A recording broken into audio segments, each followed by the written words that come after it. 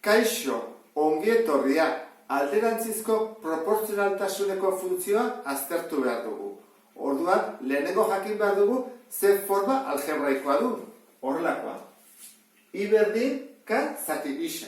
Isa zatitzailean dago eta K konstantea da. Zenbaki bat da. Ezta? Proportzionaltasuneko konstantea. Hortarako adibide bat hartuko dugu eta hobeto ulertuko duzu. Pentsa ezagun abiadura dugula, espazioa zati denbora, ezta? Formula hau alderantzizko proportzionaltasuneko funtzioa bihurtzeko, kendu dezakegu bidea edo espazioa eta zenbaki konkretu bat jarri. Adibidez, 20. Izan daitezke 20 kilometro. Bihobiatik Donostirako lasterketa bezala. Hori baldin bada 20, egin dezakegu taula bat eta ikusi nola gelditzen den grafikoan. Orduan jarriko dugu, hemen aldagai askea, T, izango litzatekeela ordutan, adibidez, eta abiadura izango litzateke orduan kilometro orduko. Hau izan dugu dela isa eta hau I, ezta?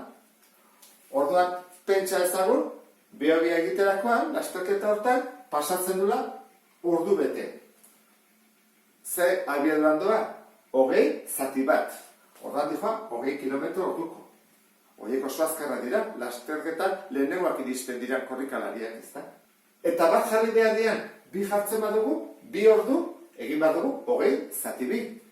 Beraz, 10 kilometro orduko. Hauek, ja, azkenak dira korrika iristen lasterketa horretan, ezta?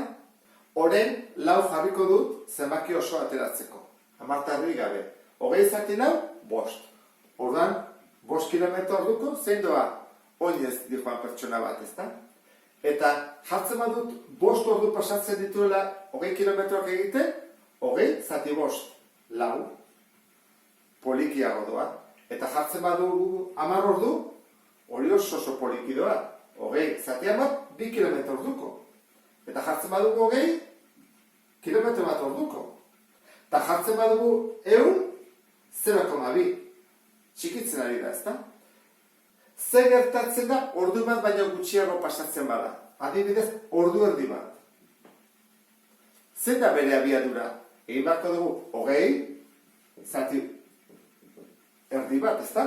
Biderketa egin behar da. 20 biderbi 40, orduan dihoa 40 kilometro orduko. Hori, ze izango litzateke? Behintzat, biziketan doana. Bestela, korrikalariak ezin du egin. Eta, baldin bada, orduen bat, 15 minutu, kentzen dugu hau, eta jartzen dugu lau. 80 kilometro orduko. Horrein ja, txerrundulariak ere ezin du egin. Beharko genuke, kotxe bat, edo moto bat, edo horrelako zerbait. Eta, pasaberrian, 15 minutu, pasatzen badu bakarrik minutu bat, hau da, 60, zen da bere abiadura? Horra jarriko genuke, bat 60, 1200. Orduan, hori dihoa, 1200 kilometro orduko. Ze minutu batean egiten ditu 20 kilometroak. Azken kasu honetan, hegazkin bat izan beharko litzateke. Abiadurain azkarra izateko. Eta oraindik azkarrago izateko, koete batean edo horrela. Orain, puntu hauek grafiko batean irudikatuko ditugu. Hasiko naiz batekin 20 kilometro orduko direla. Ora, batekin 20, bikin 10, laukin 5, bostekin 4, 10ekin 2, 20ekin 1, baina hori ja ez da izartzen. Orain, ordu bete baina gutxiagoak direnak. Ordu erdi bat 40, erdian 40, laurdena 80 pas egiten da. Orduan, lotu egingo ditut. Ikusiko dugu zer gertatzen den. Funtzio honek I aldatza ebakiko du? Goazen ikustea. Gerta daiteke denborarik pasagabe iristea Behobiatik Donostira? Ez, denborak pixka bat pasatuko da. Naiz eta argia izan, abiadura oso handia duena, 300.000 kilometro segunduko, denbora behar du. Horren, ez da inoiz iristen ebakitzea I aldatza. Aita, geota gertuago, geota urbilago, baina ez da iristen. Eta isa ardatza ebakiko du? Ez, gero eta gertuago doa, gero eta gertuago, baina ez du inoiz ebakiko. Zergatik, geldirik baldin badago, ez delako inoiz iritsiko Behobiatik Donostira. Hori da. Zero dagoela. Horran ez bada iristen, ez du inoiz ebakiko. Horran, ez gerturatzen ari da, ba ez dira inoiz iristen. Hori, nola editzen zaio, ardazzoiei, asintotak. Hau da, asintota bat, vertikala, eta da beste asintota, horizontala. Airidea gerturatzen, baina ez du inoiz ebakiko ardatz horizontala. Kurba mota honi hiperbola deitzen diogu. Orduan, hemen positiboak daude, gerta daiteke negatiboak ere izatea. Orduan, izango izateke hemen beste bat. Adibide honetan, zenbaki positiboak bakarrik daude, baina kaso askotan egoten dira positiboak eta negatiboak, hemen bezala. Orduan, hau izango litzateke beste funtzio bat. Hemen doa kurba bat eta hemen beste bat. Ikusten ez du bezala lehenengo kuadrantean eta hirugarren kuadrantean. Hori izaten da, proportzionaltasun konstantea positiboa denean. Lehenengoan eta hirugarrenean. Zer gertatzen da negatiboa baldin bada goikoa? Hola eta izango izatekela. Ateatzen dian bi kurbak izaten dira. Bigarren kuadrantean eta laugarrenean. Horran, hau oso importantea da, K hori, ea positiboaren edo negatiboa. Izan daitekelako horrela edo horrela. Funtzioa naiz horrela izan edo horrela izan, bi kasuetan funtzio bakoitiak dira. Zergatik lehengo urtean ikusi genuen, bideotan errepasatu dezakegu. Bi kurbak daudelako, jatorriko koordinatorekiko simetrikoak.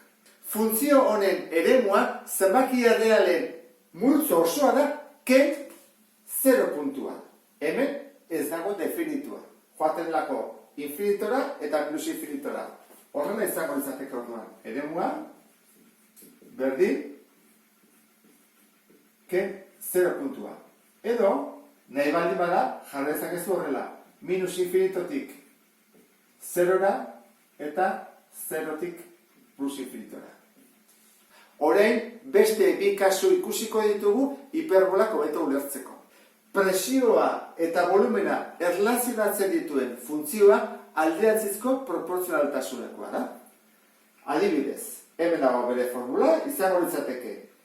Presioa handitzen badugu, hau da, atmosfera gehiagorekin presionatzen badugu, volumena txikitu ingo litzateke. Presioa gutxitzen bada, volumena handitu egiten da. Eta ateako litzaiguke hiperbola bat. Hemen ere berdin gertatzen da. Azalera konstantea baldin bada, badugu ja konstantea, zer gertatzen da bere bi aldeekin. Ni badakit, isa bider I dela 1. Orduan, I bakarrik usten badut, hau gertatzen zaigu.